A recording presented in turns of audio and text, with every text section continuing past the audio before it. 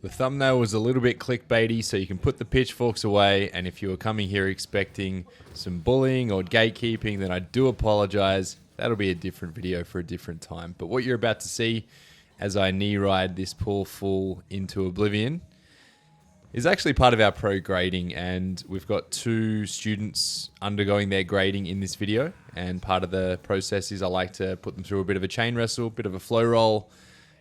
Admittedly, not a whole lot of flow going on, pretty much a one-sided domination, but they go through everyone who's at training, and then I like to step in and pick up the scraps like the grizzled old veteran that I am.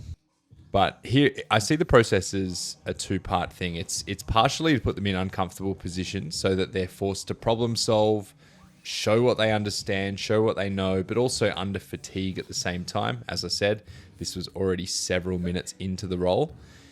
And at the same time, it's kind of a rite of passage. You know, they're feeling like they earned the promotion and they're working hard. And for me, you know, nothing good ever comes from easy work in pro wrestling or anything else. So this is almost like a little bit of a ceremony.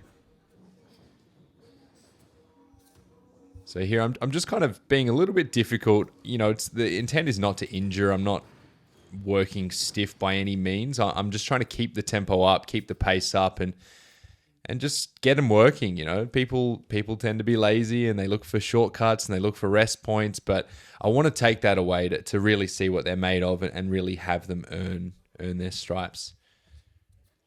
So here, just taking control of the arm. I do let them obviously work some stuff in as well, but just always trying to keep that movement going. And now we have the other poor soul undergoing his grading.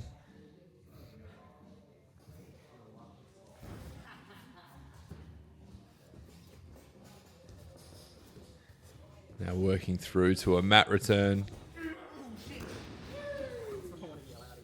Just looking a half cross face in there, and then I took control of the back. You'll see me transition to the arm bar. And we have a rope break, but no rest for the wicked. Get back in the middle, my friend. Snapmare into a rear chin lock or a variation of a neck lock.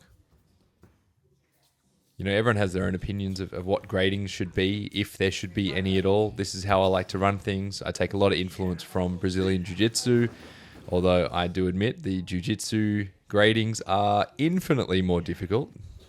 But, you know, I like the way we run things. I think it's a good mix of showing their skill, earning their stripes, and celebrating success.